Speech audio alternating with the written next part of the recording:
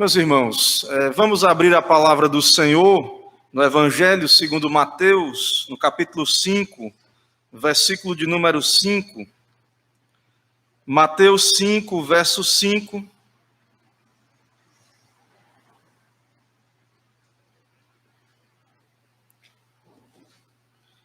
Nós estamos caminhando nessa sessão do Evangelho de Mateus, conhecido como Sermão da Montanha, e nós estamos nessa sessão do sermão, a introdução, conhecida como as bem-aventuranças.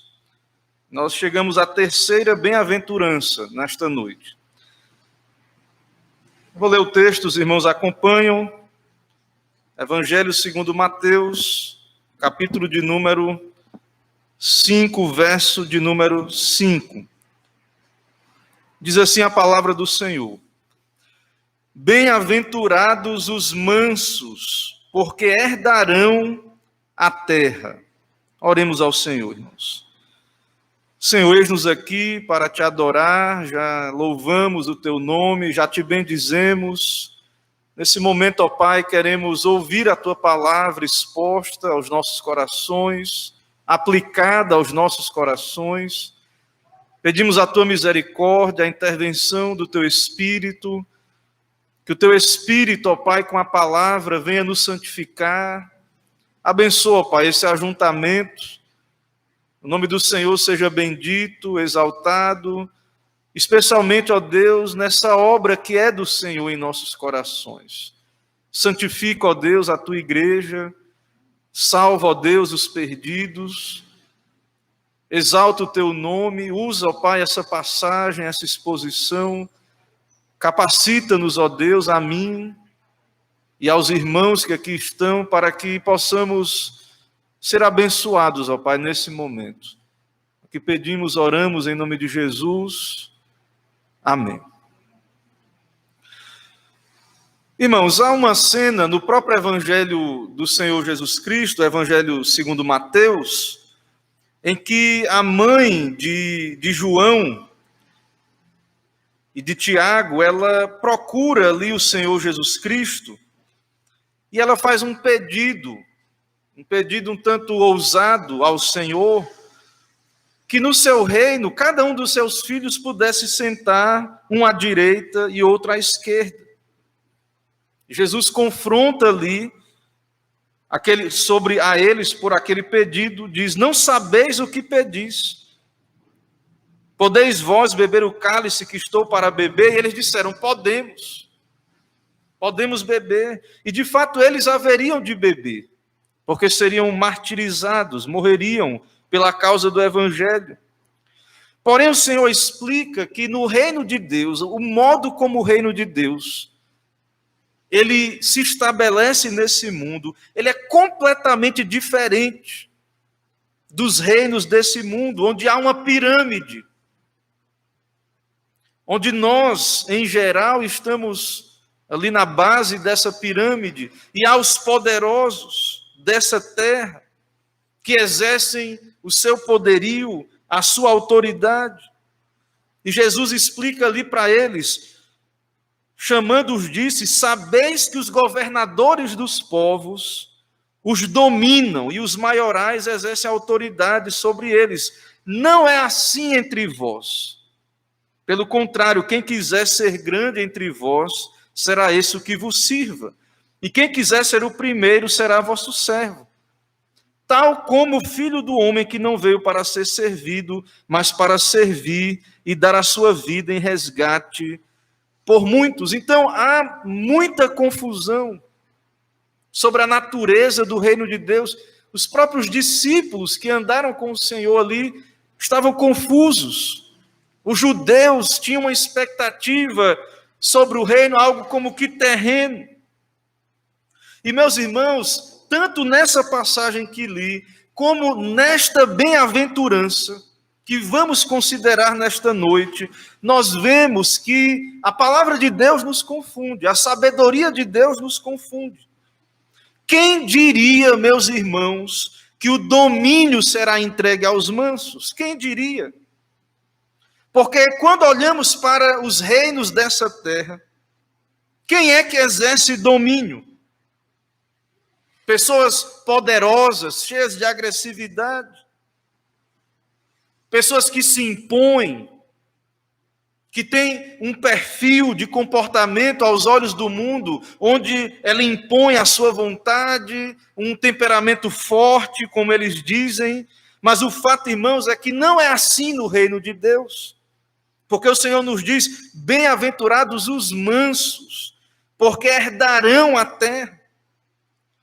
Então, para o mundo, o sucesso está no poder, na habilidade posta em prática, no exercer poder, no exercer da autoridade. Mas a igreja, irmãos, o reino de Cristo é um reino diferente.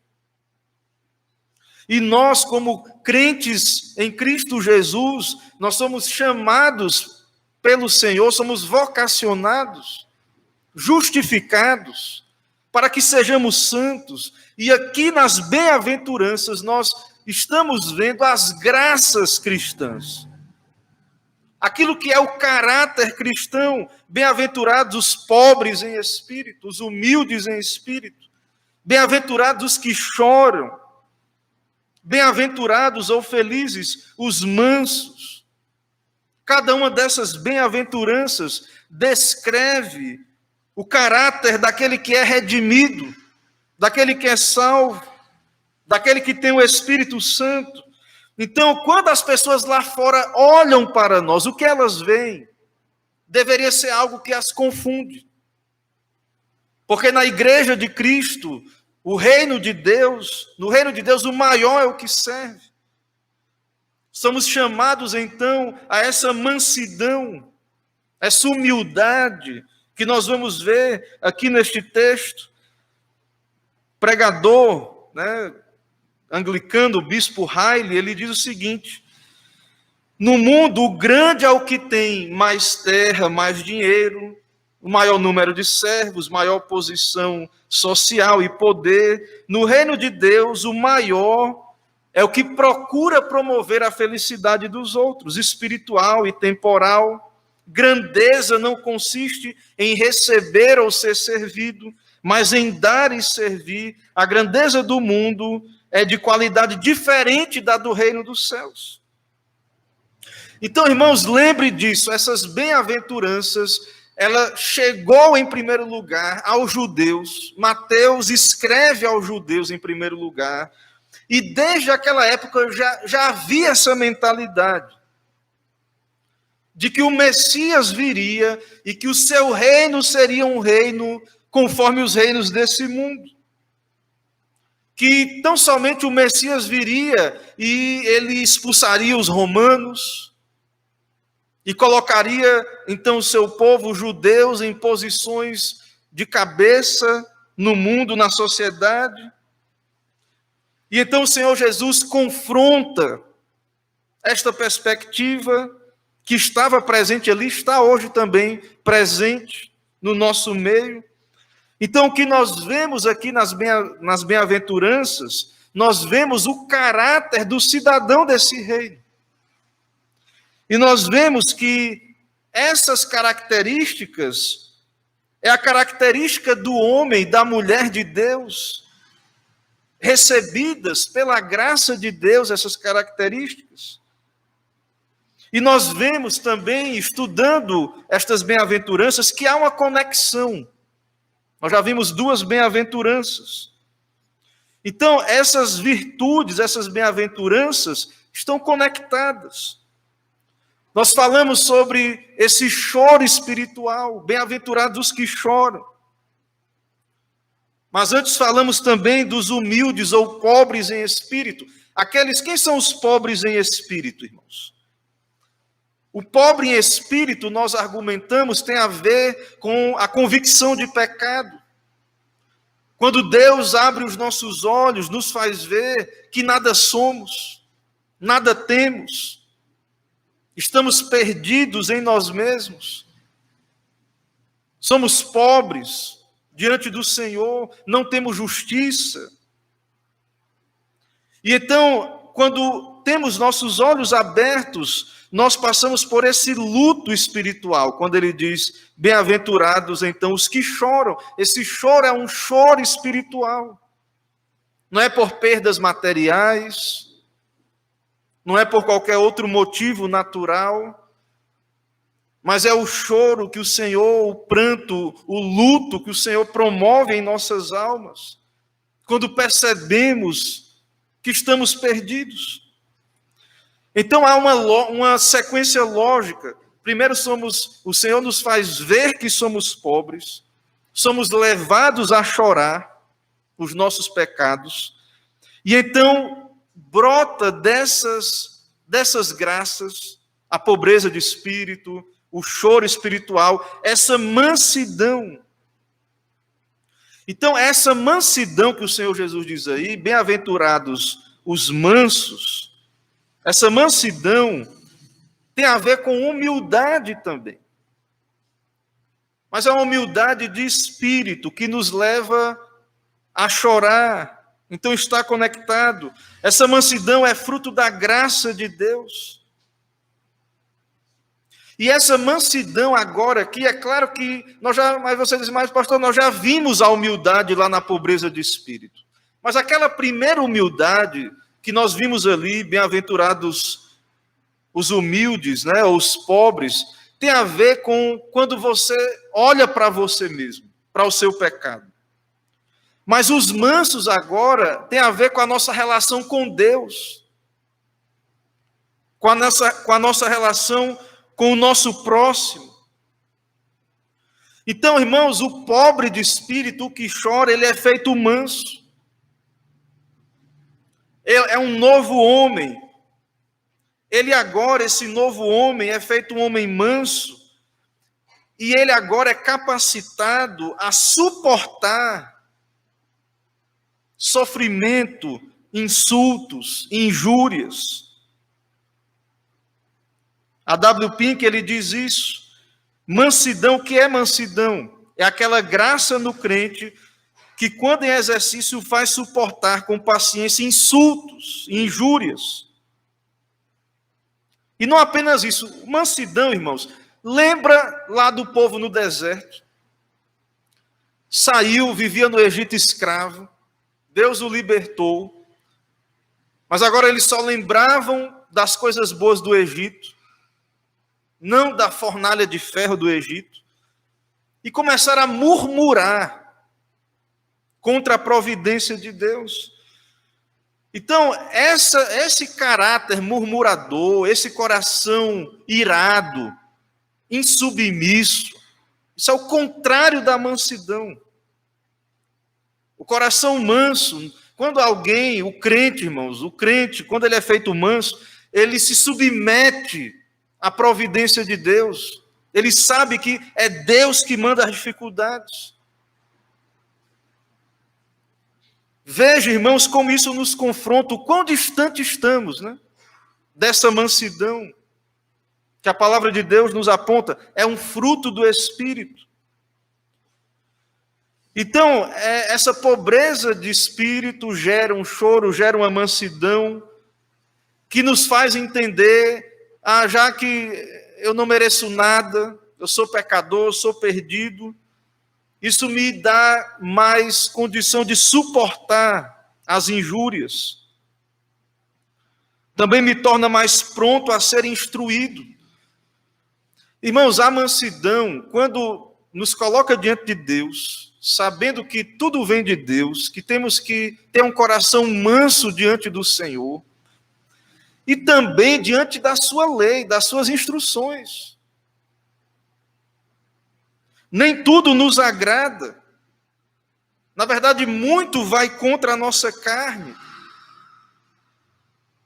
Mas um servo de Deus, um discípulo, essa pessoa feliz e mansa e bem-aventurada, ela se submete à palavra de Deus, às verdades de Deus, para ser instruído, para ser admoestado. Também essa humildade nos faz olhar para o próximo e os estimar em honra mais do que a nós mesmos. Então, o homem manso é o homem que aprendeu a se submeter ao Senhor. Não é cheio de direito. Porque, na verdade, nós murmuramos, reclamamos, porque, de fato, nos achamos cheios de direitos. Somos orgulhosos diante de Deus. Talvez precisemos experimentar a pobreza de espírito, o choro, o quebrantamento, para que possamos entender o que é essa mansidão da parte do Senhor. Irmãos, quais são os exemplos bíblicos de mansidão? Tem vários. Os santos de Deus tinham essa graça. Abraão, Moisés, Davi. Nós vamos ver o próprio Senhor Jesus Cristo. Mas a palavra de Deus, ela cita Moisés como alguém que se destacou, como uma pessoa mansa. Mas em que sentido Moisés era manso? Será que ele já nasceu manso? Porque a gente olha para algumas pessoas e diz, não, aquela pessoa, eu gosto daquela pessoa, ela já tem um caráter mais tranquilo, é mais fácil de se relacionar com aquela pessoa. Irmãos, não é essa mansidão que o Sermão da Montanha está expondo. Quando a Bíblia diz que Moisés era manso, lá em Números 12, quando o texto bíblico diz, e era o varão Moisés, muito manso, mais do que todos os homens que haviam sobre a terra. Em que contexto Deus diz isso? Lembra? Arão e Miriam estavam dizendo, não, Deus não fala só por esse Moisés aí, não. Os seus irmãos ali questionando algo que era uma vocação de Deus para Moisés, algo que Deus lhe deu. Mas nós sabemos, irmãos, que na verdade Moisés não foi sempre manso, porque Moisés teve um privilégio de ser criado na corte de Faraó, ser filho da filha de Faraó, e ele tinha, em alguma medida, consciência dos seus dons, das suas oportunidades, dos seus privilégios. É tanto que nós vemos lá em Êxodo que ele mata um egípcio que estava espancando um judeu. Ele mata ali um egípcio. E, à luz dos textos bíblicos, nós percebemos que ele achava que os seus irmãos judeus, que ele sabia que era um hebreu, iriam entender que Deus estava querendo os livrar por meio dele. E Deus não havia ainda chamado, vocacionado Moisés. Não havia. Deus não havia chamado. Ou seja, ele não era humilde, ele de fato, ele se adiantou, se posicionou ali, se colocou numa posição, teve que fugir do Egito. Passou 40 anos cuidando de ovelha no deserto de Midian. 40 anos. Quando Deus aparece para Moisés, talvez ele achava que não tinha mais, né? Até ele resiste, né? Deus, irmãos, trabalhou na vida de Moisés, o humilhou, enviou circunstâncias para o fazer pobre de espírito, para o fazer chorar, para o fazer manso. Então, não é que Moisés sempre foi essa pessoa mansa, mas Deus o preparou para isto, Deus o santificou, o capacitou, lhe deu graça. Então, Deus, irmãos, ele tem uma obra em nós e, como temos visto e vimos aqui na palestra sobre relacionamentos, Deus usa as circunstâncias para nos transformar, pessoas difíceis, relacionamentos, circunstâncias. É o que Deus fez na vida de Moisés. Quando vemos a vida de Davi, por exemplo, a história de Davi, irmãos, Davi, quando ele mata Golias e ele é levado para a corte de Saul, Davi, ele havia sido ungido rei de Israel. Ele sabia que ele seria o rei. E o tanto que Davi tolera Saul. que já havia, de certo modo, sido rejeitado. E em tudo isso, nós vemos também ele como Davi, como um tipo do Senhor Jesus Cristo, como todos os servos de Deus, sofredores, mansos, manifestando a imagem do Senhor Jesus Cristo. E nós vemos que essa característica, a mansidão, é uma característica distintiva, destacada da pessoa do nosso Salvador, do nosso Deus, do nosso Messias, do nosso mediador, o Senhor Jesus Cristo, quando ele diz: vinde a mim todos que estáis cansados e sobrecarregados, eu vos aliviarei. Ele diz: tomai sobre vós o meu jugo e aprendei de mim, porque sou manso e humilde de coração. Quando você lê o Evangelho, será que você não percebe cada sofrimento que o Senhor passou, a rejeição, traição, abandono, foi escarnecido, e a cada momento, irmãos, que ele estava ali sendo ridicularizado, esbofeteado, ele é o Senhor do universo. Ele poderia fulminar todos aqueles que estavam ao seu redor. Ele poderia facilmente ter descido da cruz. Mas o que seria de nós se ele não tivesse completado a obra, aquela obra que era para a nossa redenção? Então, é sem medida a mansidão do nosso Senhor, a sua paciência, o quanto ele sofreu injustamente. E isso, de fato, irmãos, nos mostra o que a Bíblia quer dizer com essa mansidão. E o Senhor Jesus se humilhou, ele se esvaziou, se humilhou, e espera-se dos salvos, dos seus discípulos, e como vemos aqui no Sermão do Monte, bem-aventurados os mansos. Muita gente acha que cada fruto do Espírito, cada bem-aventurança, um crente diferente tem. Não é assim, irmãos, que devemos entender as bem-aventuranças.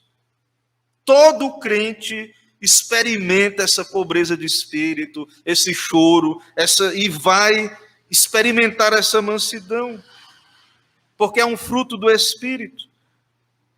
Em 2 Timóteo 2, 24 a 26, Paulo diz sobre o discípulo do Senhor, o servo do Senhor, ele diz: e ao servo do Senhor não convém contender.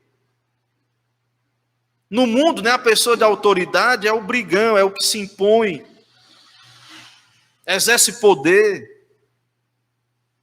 Mas é dito ali: o servo do Senhor não convém contender, mas sim ser manso para com todos, apto para ensinar, sofredor, instruindo com mansidão os que resistem.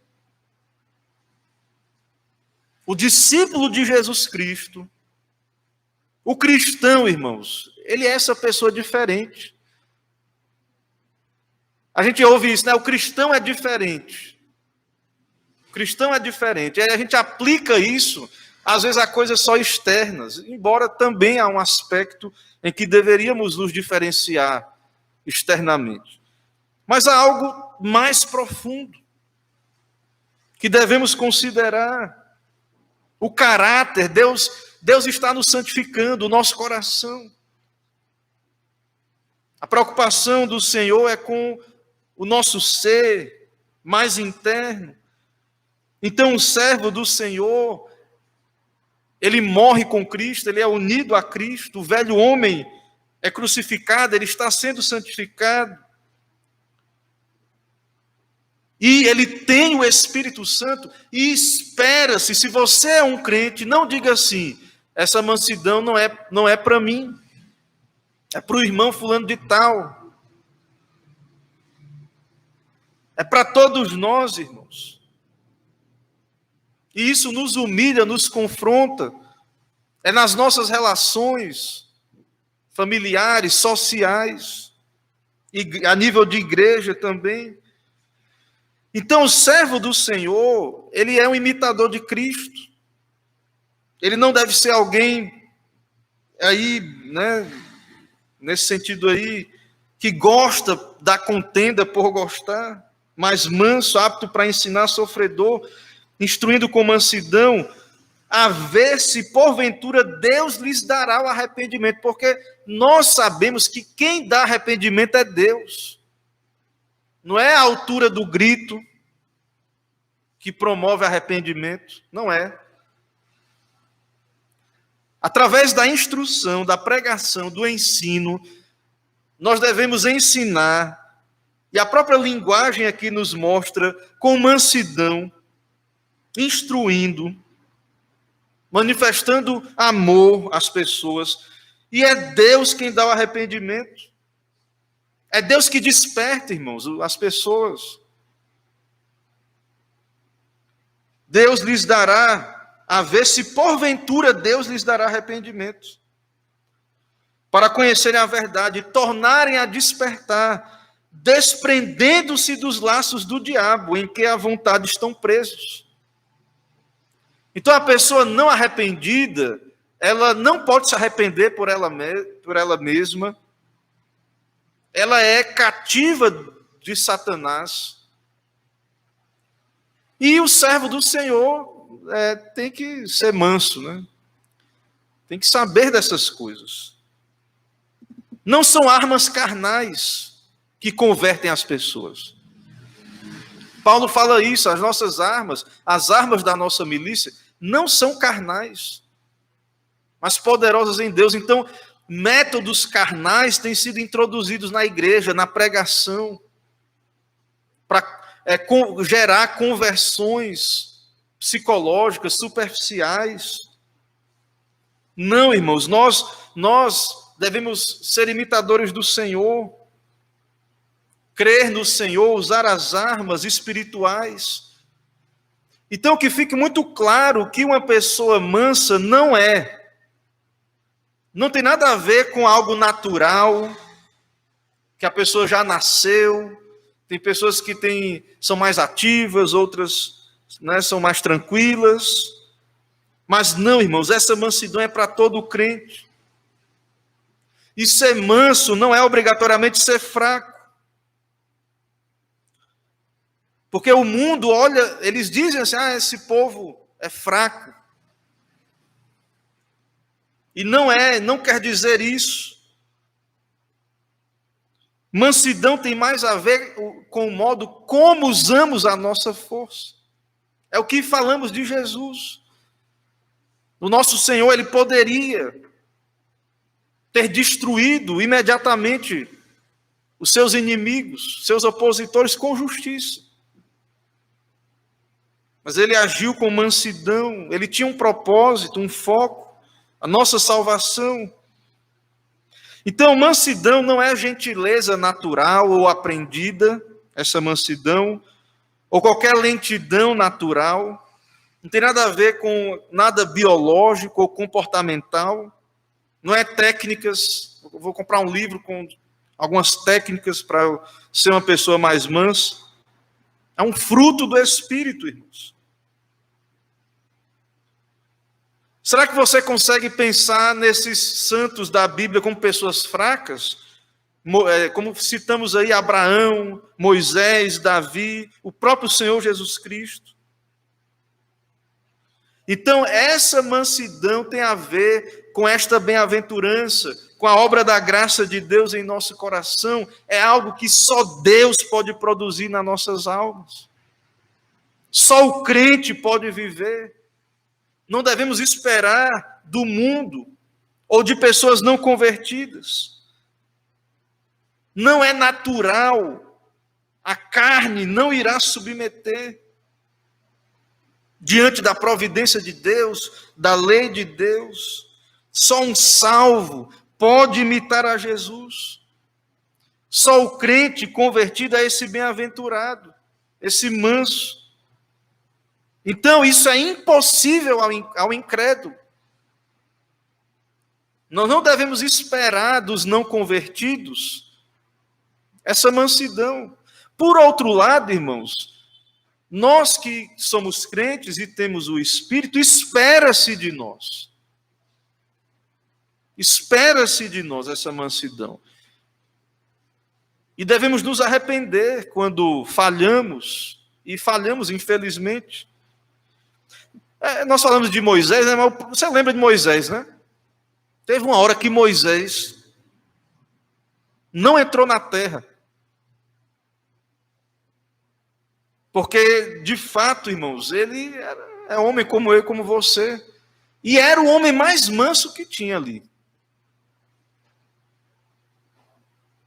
Mas, de fato, se irou. E não submeteu a Deus, a providência de Deus. Deus enviou aquela circunstância para ele. Deus disse como ele tinha que fazer. Ele tinha que submeter a Deus. E assim somos nós, irmãos. Quando nos iramos, quando agimos de modo carnal, estamos murmurando contra Deus, não nos submetendo à sua ordem, à sua vontade revelada e à sua providência.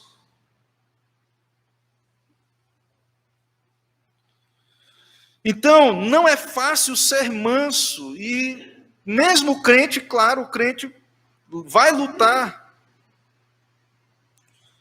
Às vezes até, como vi nos comentários lá, é muito fácil às vezes assim,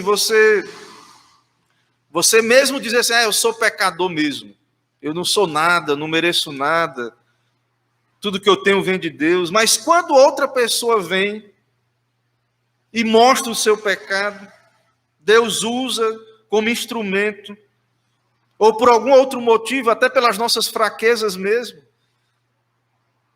As pessoas podem falar mal enquanto estamos sendo fiéis, mas também podemos sofrer por causa do nosso pecado. E às vezes, como é difícil ser humilde, nos submeter, dizendo, Deus é justo, eu mereço mesmo. Essas calúnias. Então, irmãos, essa mansidão, diferente daquela pobreza inicial, ela tem a ver com essas relações sociais. Essa mansidão tem a ver com o modo como nós reagimos. É mais ou menos o oposto da ira. Essa mansidão é o oposto de um proceder irado, melindroso, que é muito comum nos nossos dias. Muito comum entre nós, infelizmente. Então nós devemos ser humildes nos nossos relacionamentos. Nós não merecemos nada mesmo. Só que é difícil às vezes quando somos tratados assim, né? De verdade. É quando as pessoas falam mal ou coisa do tipo. Às vezes até com algum motivo justo. Então, o manso é a pessoa capacitada por Deus a suportar o dano e o sofrimento. Porque ele sabe que é menos do que o que ele merece. O sofrimento é menor do que o que a pessoa está falando, ela nem sabe, né? De fato, se ela soubesse. Então, manso não é uma pessoa, esse manso, irmãos, e o cristão, nós não podemos ser, como vimos também na nossa palestra de relacionamentos, uma pessoa irada, retraída, que se isola. Nós temos que ser como Cristo, que foi injustiçado e sempre atendia as pessoas que iam a Ele, sempre aberto, mesmo sofrendo, mas manifestou bondade, mansidão. E aí, diante de tudo isso que estamos vendo, você pode perguntar, mas por que é que encontramos tão pouco desse tipo de mansidão em nós mesmos e ao nosso redor? Primeiro, irmãos, porque é uma graça de Deus. Não é natural, é o que falamos, é uma graça de Deus. Mas também nós, como igreja, lembre, nós vimos aqui também pela manhã, estamos num processo de santificação. Mas muitas vezes não entendemos o nosso papel nesse processo, não usamos os meios de graça, não oramos, não meditamos Infelizmente, talvez também isso é pouco pregado, deveria ser mais pregado essas verdades do Sermão do Monte.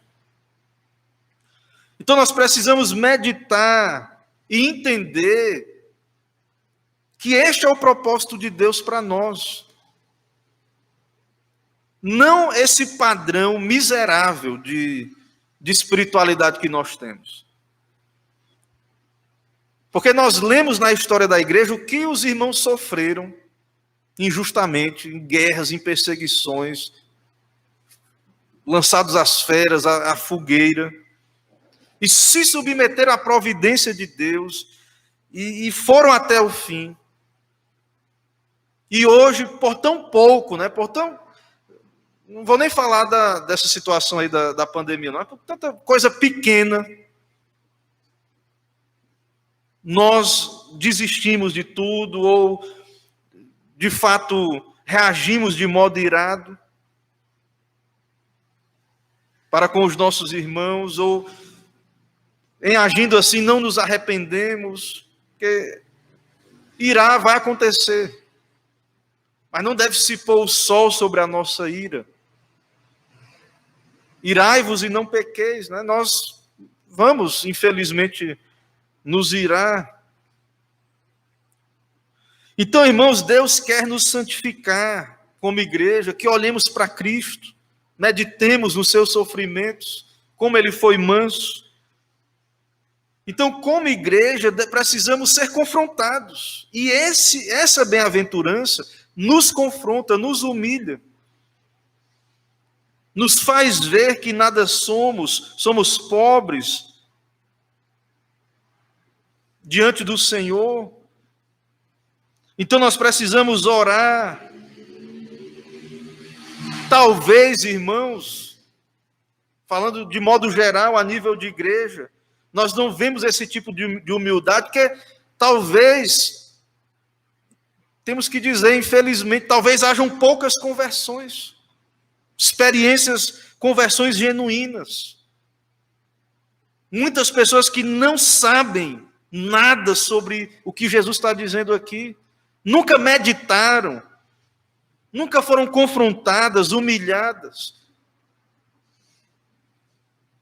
e estão dentro das igrejas, e não sabem o que é essa pobreza, esse choro, essa mansidão espiritual.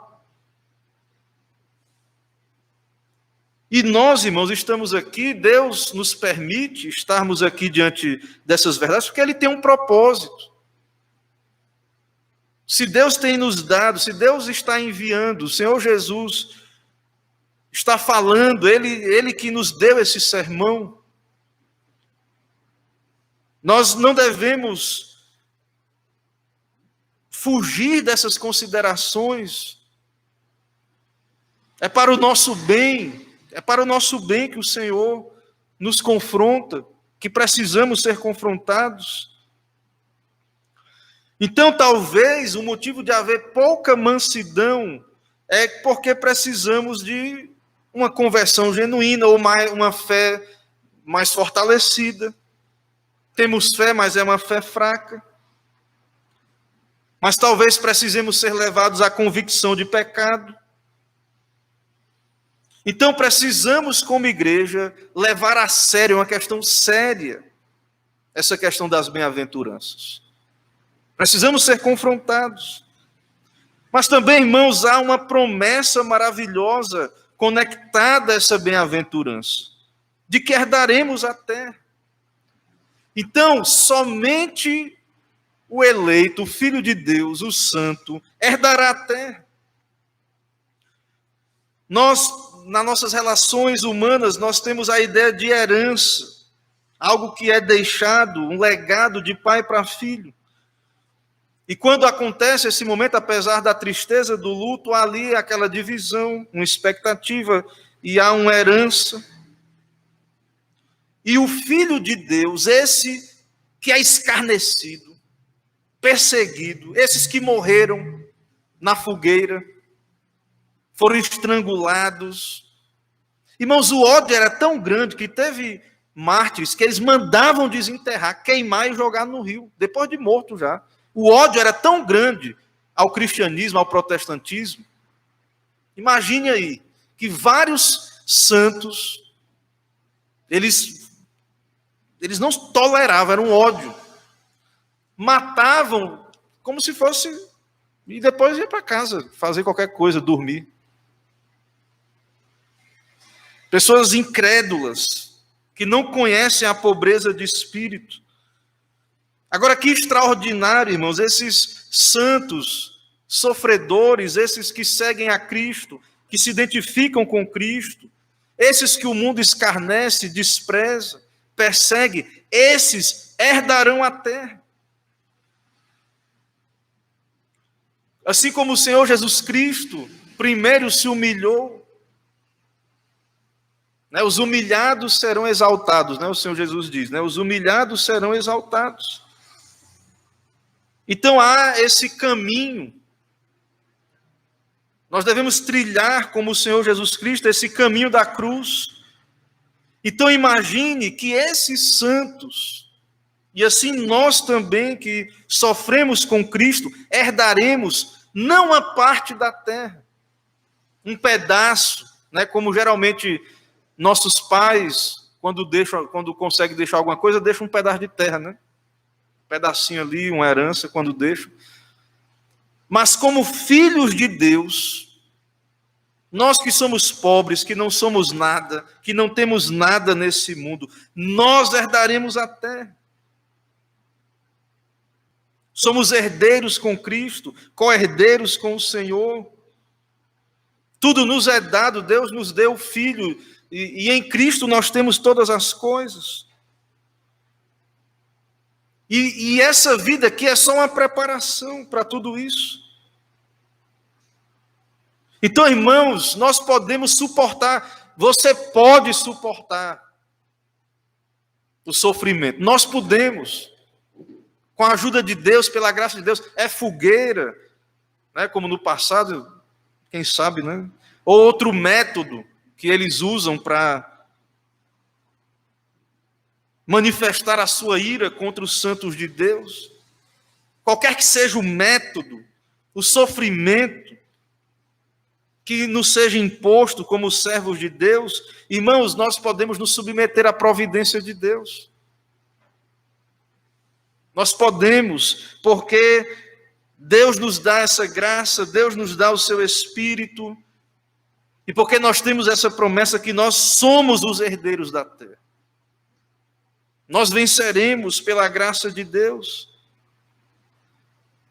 E também é dito, né, os comentaristas também aplicam isso, ao contentamento. Nós já somos filhos, já somos herdeiros, e nós já podemos viver contentes aqui, nesse mundo.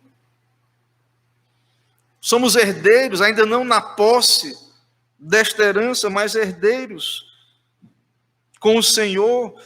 Então, meus irmãos, que maravilhoso pensar. Veja como é diferente do que o mundo faz. Então, os humilhados serão exaltados, realmente. Irão ascender. Como Jesus também. Então, nós vemos esse padrão da cruz nas Escrituras. Então, meus irmãos, nós precisamos considerar todas estas coisas. É necessário, então, morrermos com Cristo. Se não experimentamos uma conversão autêntica, morrermos. O eu precisa morrer. Senão, não podemos experimentar essa mansidão. E que Deus nos ajude também, como salvos já, a crescer nessa graça, a experimentar essas bênçãos de Deus e viver de modo digno do Senhor e ter essa mansidão que aponta para Cristo. Que Deus nos ajude, que o Senhor tenha misericórdia de nós. Irmãos, vamos orar mais uma vez, também já nos preparando para a mesa, sacramentos. Oremos ao Senhor. Senhor, nós ouvimos aqui a Tua palavra que nos exorta, o Senhor nos pastoreia, ó Deus. Precisamos do Teu Espírito, precisamos de fato reconhecer que nada somos, chorar, ó Deus, porque pecamos contra o Senhor, murmuramos, não nos submetemos à Tua palavra, aos Teus preceitos. Tem misericórdia, ó Pai, de nós e nos prepara agora para o momento aqui da mesa, nos dá o Teu Espírito nos conduzindo nesse momento ao arrependimento, ao quebrantamento. Aplica a Tua palavra e também a pregação aqui visível. Nós estamos aqui anunciando a morte de Cristo, o Seu corpo dado em nosso lugar, o Seu sangue derramado, o pão, o vinho representando estas realidades. Alimenta, ó Pai, as nossas almas. Nos faz crer e confiar que o Senhor usa esse momento para fortalecer as nossas almas e que o Senhor abençoe de fato, ó Pai, esta mesa. É o que peço ao Senhor, te agradeço em nome de Cristo. Amém. Irmãos, abram a palavra do nosso Deus em 1 Coríntios, no capítulo 11. Primeira carta de Paulo aos Coríntios, no capítulo 11. Vamos ler a partir do verso 23, 1 Coríntios 11, a partir do versículo 23, a palavra do Senhor diz assim: Porque eu recebi do Senhor o que também vos entreguei, que o Senhor Jesus, na noite em que foi traído, tomou o pão, e tendo dado graças, o partiu e disse: Isto é o meu corpo, que é dado por vós, fazei isto em memória de mim. E por semelhante modo, depois de haver ceado, tomou também o cálice, dizendo: Este cálice é a nova aliança no meu sangue. Fazei isto todas as vezes que eu beberdes em memória de mim. Porque todas as vezes que comerdes este pão e beberdes o cálice, anunciais a morte do Senhor até que ele venha. Por isso, aquele que comer o pão ou beber o cálice do Senhor indignamente será réu do corpo e do sangue do Senhor. Examine-se, pois, o homem a si mesmo, e assim coma do pão e beba do cálice, pois quem come e bebe sem discernir o corpo, come e bebe juízo para si. Eis a razão porque há entre vós muitos fracos e doentes, e não poucos que dormem. Porque se nos julgássemos a nós mesmos, não seríamos julgados. Mas quando julgados, somos disciplinados pelo Senhor, para não sermos condenados com o mundo. Assim, pois, irmãos meus, quando vos reunis para comer, esperai uns pelos outros. Se alguém tem fome, coma em casa, a fim de não vos reunirdes para juízo. Quanto às demais coisas, eu as ordenarei quando for ter convosco. Irmãos, o autoexame, então, é necessário, né, diante da pregação, diante da mesa, o autoexame, discernir, né, quem somos, o que estamos fazendo, estamos em aliança com o Senhor, né, discernir o que significa, de fato, comer de Cristo, beber o seu sangue. Nós temos parte com Ele, nós somos dele, Ele é o Senhor das nossas vidas, e nós precisamos, então, andar nessa aliança de modo fiel, cumprir os nossos deveres diante do Senhor. Então é necessário o autoexame, porém, nós devemos nos examinar e participar, né? A menos em casos em que o conselho discipline, nós não podemos nos disciplinar, quem disciplina é o conselho da igreja, que tem essa prerrogativa, né? Mas nós não devemos participar sem nos examinar também, sem nos arrepender. Não é proveitoso, pelo contrário. Paulo ele vai dizer, e até que na igreja de Corinto, haviam pessoas comendo e bebendo, né, juízo para si. E ele diz que ele explica a presença de pessoas doentes e que morreram por conta disso. Ah, pastor, isso é coisa do Antigo Testamento. Esse negócio de morrer gente na igreja, coisa do Antigo Testamento. Deus é dois, o pessoal acha que é dois deuses, né? Um Deus no Antigo e outro no Novo. E não é. Nós somos a igreja, o povo da aliança hoje, irmãos. O que Israel era lá. Então, nós estamos diante de algo sério, solene. Se você se tornou cristão e nunca entendeu isso, é necessário que você entenda. É sério que o seu relacionamento com Deus, a sua aliança com Deus é algo importantíssimo na sua vida, e Deus leva a sério o que você diz. Deus sonda os nossos corações. Então nós devemos nos examinar, devemos ver, e principalmente diante do que vimos hoje, se há orgulho, né, no nosso coração, buscar, irmãos, esse quebrantamento, essa mansidão. Porque se nos julgássemos a nós mesmos, não seríamos julgados. Mas quando julgados, somos disciplinados pelo Senhor. Então, Deus disciplina, né? Mas o melhor é quando nós nos julgamos, né? Fazemos o autoexame, para não sermos condenados com o mundo. Então, essa mesa é do Senhor, né? Se tiver alguém que não é da nossa igreja, mas está em comunhão, anda com o Senhor, é membro de uma igreja fiel, pode e deve participar fazendo o autoexame. Não é ceia restrita, né? Não é fechada. Mas se você não é membro de alguma igreja evangélica, não está em aliança visível com o Senhor, então você deve procurar, né, estar regularizando essa situação, é o ideal, para poder participar desse sacramento, né, o quanto antes, buscando o arrependimento e fazer parte da igreja visível, né? Irmãos, vou convidar então os presbíteros, né, que irão nos ajudar. Temos aqui o presbítero Marcos, presbítero Isvanildo. Então vamos